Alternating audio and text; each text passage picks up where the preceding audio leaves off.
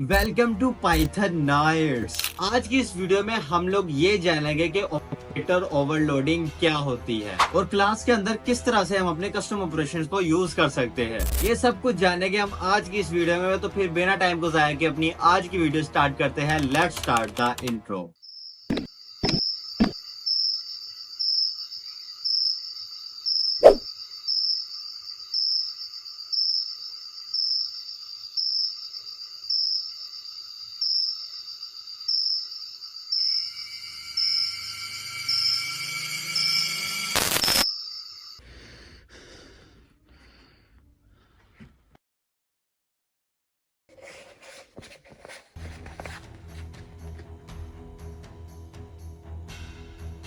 कैसे हो सिपाही? हाँ तुम्हें चुन लिया गया है।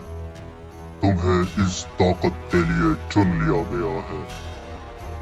Welcome to Python nights. तो हम लोग आज अपने कमेंट स्क्रीन पे फटाफट से चलते हैं अपने आज के ट्यूटोरियल के लिए। एक फोल्डर बना लेते हैं ट्यूटोरियल 39 के नाम से। इसको हम ओपन कर लेंगे फटाफट से। शो मोर ऑप्शंस पे जाएंगे, ओपन विद कोड कर लेंगे। मैंने गिट बैश टू खोल दिया, मुझे वीएस कोड खोलना था। मैंने वीएस कोड ओपन कर लिया है। अब यहाँ से हम न्यू फाइल बना लेंगे मेन डॉट पी वाई के नाम से। इसको हम क्रॉस कर देंगे और ऐसे जूम कर देगा। अब फटाफट से चलते हैं यहाँ पर।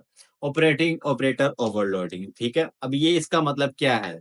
ऑपरेटर ओवरलोडिंग का मतलब है किसी एग्जिस्टिंग ऑपरेटर का बिहेवियर कस्टमाइज करना जो वो यूजर डिफाइंड ऑब्जेक्ट के साथ यूज होता है। इसका मतलब है कि आप पाइथन के बिल्ट इन ऑपरेशन को अपने कस्टम क्लासेस के अंदर ऑब्जेक्ट डिफाइन करो।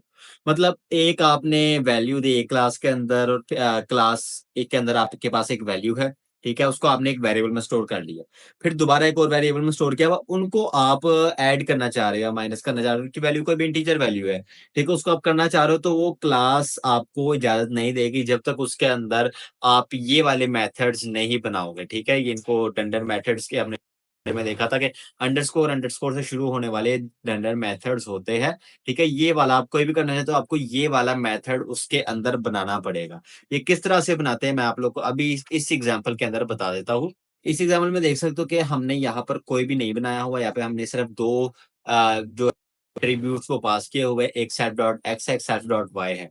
अगर यहाँ पे दो वैल्यूज आ गई और यहाँ पे दो वैल्यूज आ गई, ठीक है। अब हम अगर इसको हम ऐड करना चाहेंगे, इनको इनका हम सब निकालना चाहेंगे तो ये नहीं होगा, ये हमें एरर देगा। क्यों? क्योंकि इसके अंदर हमने कुछ इस तरह का फंक्शन बनाया ही नहीं।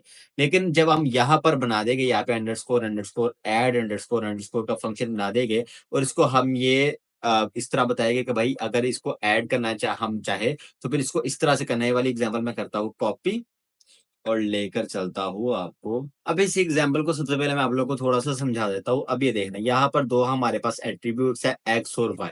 अब इसके अंदर हमने ऐड मेथड्स बना दिया। अब वो मेथड किस तरह से काम करता है हमने अब यहाँ पे बताया। एक सेल्फ एक्स, मतलब जो एक्स की वैल्यू है वो, और यहाँ पे अदर एक्स। यहाँ पे जो सेकंड एक्स की वैल्यू होगी वो वाली प्रिंट होगी। यहाँ पे फिर सेल्फ वाई और फिर जो सेकंड वाई। अब देखोगे सेकंड सेकंड कहाँ से आ गई, देखो यहाँ पर हमने एक दिया और यहाँ पर दूसरा दे दिया।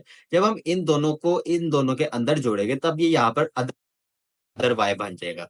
अब अगर यहाँ पे मैं 9 करूँ और यहाँ पर मैं 8 कर दूँ तो फिर यहाँ पे मुझे 11 और यहाँ पर भी मुझे 11 देखने को मिल जाएगा। आप देख सकते हो मुझे दोनों साइड पे 11 11 देखने को मिल गया।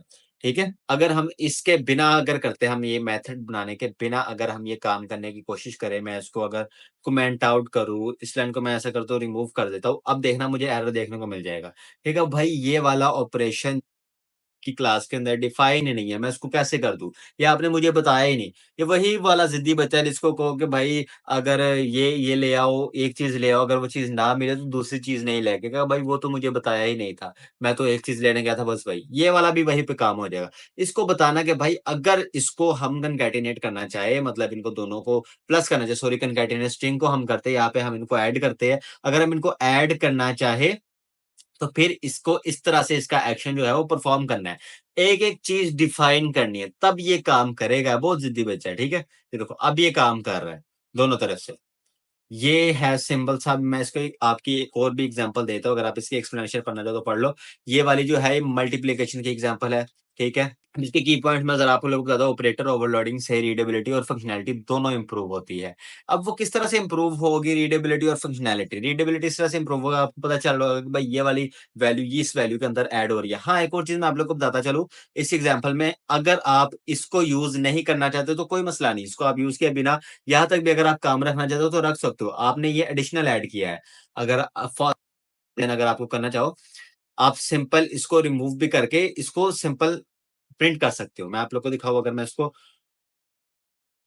इस तरह से करूँ, कमेंट आउट करूँ और यहाँ पर P1 मैं कर दूँ, P1 करूँ तो मुझे सिंपल P1 की वैल्यू देखने को मिल जाएगी 2/3, ठीक है? सिंपल मुझे वैल्यू देखने को मिल जाएगी इस str मेथड के थ्रू। ये वाली जो दोनों वैल्यू है मुझे देखने को मिल जाएगी। ये करने के बाद अगर मैं करता हूँ तब ही ये वाला मेथड जो है वो कॉल होगा, अदरवाइज़ ये कॉल नहीं होगा। अगर आप हो सकता है परेशान हो कि इनिट मेथड की तरह ये भी भाई चलता रहेगा, लाज़मी से चलेगा, हम इसको ऐसे से नहीं, वैसा कुछ नहीं होता, ठीक है? हर ऑपरेटर के लिए एक स्पेसिफिक मैजिक मेथड होता है, वो मैंने आप लोग को दिखा दिए थे। यहाँ पर आप इनको आप देख सकते हो, जब भी आपको किसी भी तरह का यूज़ करना हो, आप वो यूज़ कर सकते हो। इस तरह करके वो करने पड़ते हैं, ठीक है? ऑब्जेक्ट 1 और ऑब्जेक्ट 2 के बारे में। ओवरलोडिंग का मिसयूज़ ना करें, ऑपरेशंस का बिहेवियर लॉजिकल और इंट्यूटिव होना चाहिए, ठीक है? आप समरी में पढ़ना चाहो तो पढ़ सकते हो, तो लाज़मी से लाइक कर दो। आज की वीडियो में इतना काफ़ी है, मैं दोबारा मिलता हूँ नेक्स्ट वीडियो में।